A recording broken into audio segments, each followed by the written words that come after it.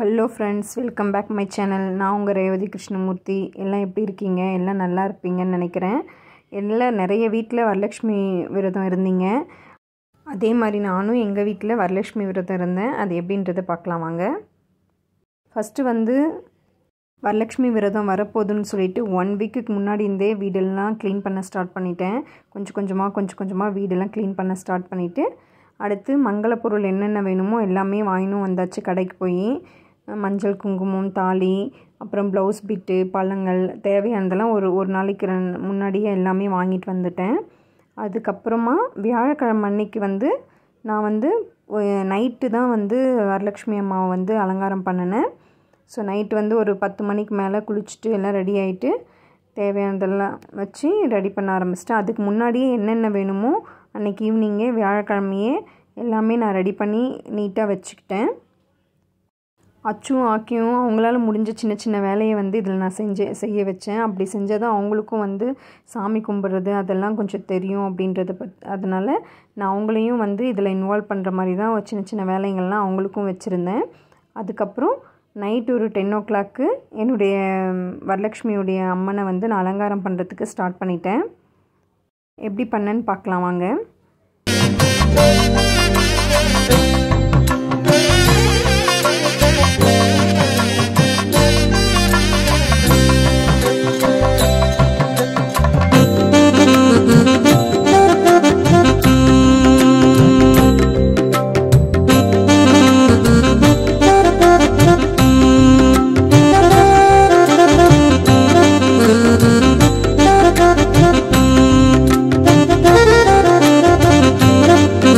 அலங்காரம்லாம் பண்ணி முடிச்சுட்டு எனக்கு ஒரு 2 மணி ஆகிடுச்சி. எல்லாம் தேவையானதெல்லாம் கரெக்டாக நீட்டாக எடுத்து வச்சு சாமிக்கு இதெல்லாம் பண்ணுறதுக்கு. அதுக்கப்புறம் நான் என்ன பண்ணேன்னா காலையில் ஒரு 3 மணிக்கு மேலே 3:30 மணிக்கு நிலைவாசலில் பூஜை ஸ்டார்ட் பண்ணிட்டேன்.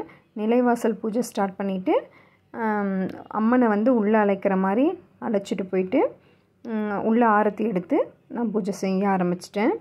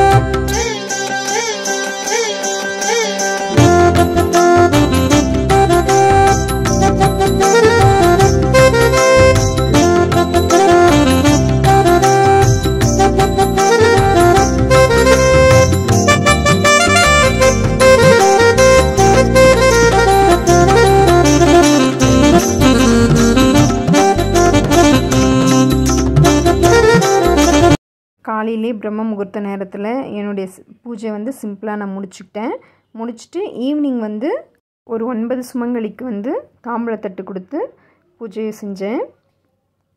வரமகாலட்சுமியுடைய 108 போற்றி இருக்குது. அதெல்லாம் சொல்லி ஈவினிங் பூஜையில் எல்லா மந்திரங்களும் சொல்லி நான் பூஜை செஞ்சேன்.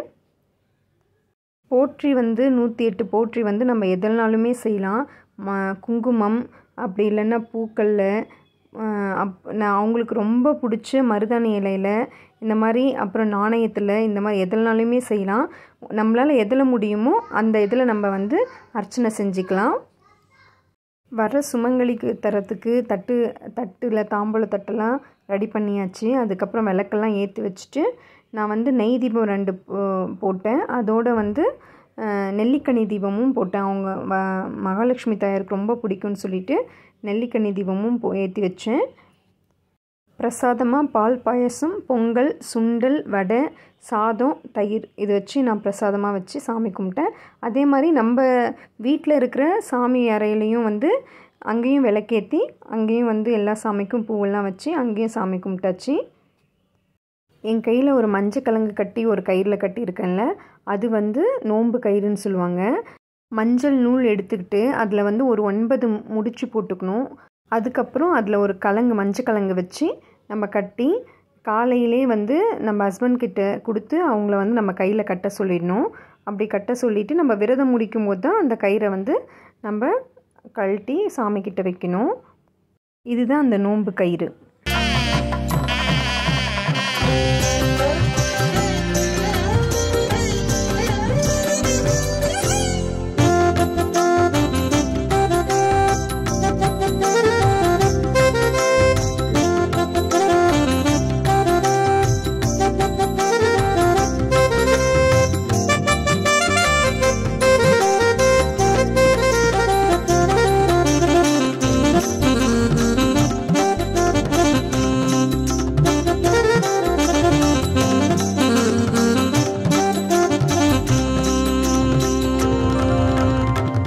குழந்தைங்களுக்கு வந்து அர்ச்சனை செய்ய தெரியுமா தெரியாதானாலும் தெரியாது.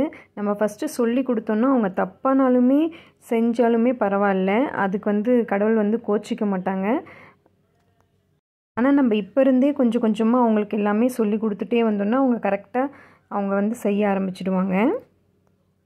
அப்படி தான் அச்சுக்கும் ஆக்கிக்கும் நான் ப்ராக்டிஸ் கொடுத்துட்ருக்கேன். அவங்களும் ஓரளவுக்கு புரிஞ்சிட்டு செய்கிறாங்க. குழந்தைங்க எப்படி பண்ணாலுமே அவங்களுடைய பூஜையை வந்து அம்மன் ஏற்றுப்பாங்களாமா அப்படின்னு சொல்லிட்டு எங்கள் வீட்டில் சொல்லுவாங்க.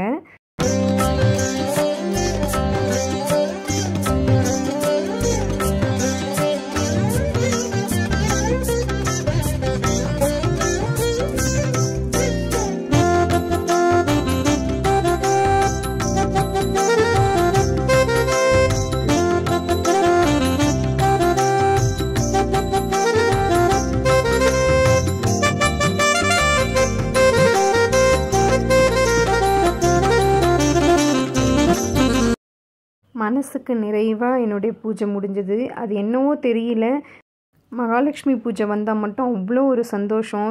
எப்படி நம்ம ரெடி பண்ணலாம், எப்படி அலங்காரம் பண்ணி பார்க்கலாம் அப்படின்ற மாதிரி ஒரு அந்த மாதம் ஃபுல்லாகவே அதை பற்றின யோசனையாகவே இருக்கும்.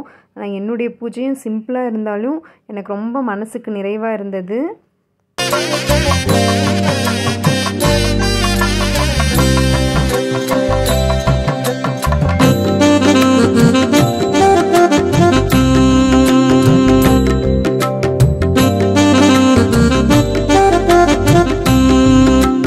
என்னுடைய பூஜையில் நீங்களும் எல்லோரும் பார்த்து என் பூஜையில் கலந்துக்கினதில் ரொம்ப சந்தோஷம் எனக்கும்.